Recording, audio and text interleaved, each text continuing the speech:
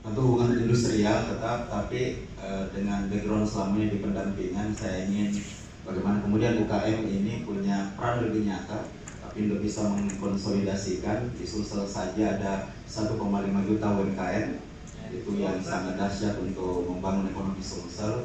Sehingga saya kira kalau ini bisa dimaksimalkan peran-perannya, tentu akan lebih berkontribusi lagi untuk membangun ekonomi. Mungkin cukup. Wassalamualaikum warahmatullahi wabarakatuh. 1 juta setengah Pak. Kalau dia naik coba, kenapa saya apa tidak bangga saya Pak? Oke, Baik, Assalamualaikum warahmatullahi wabarakatuh.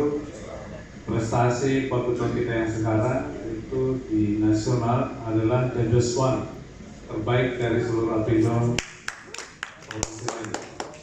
Nah, ini menjadi tantangan bagi calon ketua. Sehingga kalau saya terpilih, maka yang pertama adalah mempertahankan prestasi itu. Sebenarnya ingin lebih baik lagi, tapi karena sudah yang terbaik nggak bisa lagi kan. Jadi kita pertahankan saja. Dan yang lain-lain. Kalau hubungan industrial, juga kita akan tetap pertahankan bagaimana hubungan antara pengusaha dan pekerja bisa lebih baik. Karena Pak Ketua sebelumnya juga sudah mengantar hal tersebut, sehingga ini bisa kita lebih tingkatkan. Terima kasih dari saya. Assalamualaikum warahmatullahi wabarakatuh. Waalaikumsalam. Ya, baik, terima kasih.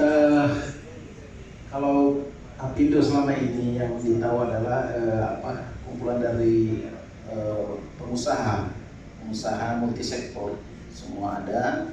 Jadi visi kami, tapi karena mengikuti perkembangan, jadi tidak hanya sekarang kita fokus pada dunia usaha, tetapi juga pekerja yang sejahtera. Jadi ini sudah kombinasi. Jadi visi saya adalah terciptanya dunia usaha yang maju dan pekerja yang sejahtera. Ini kita gabung.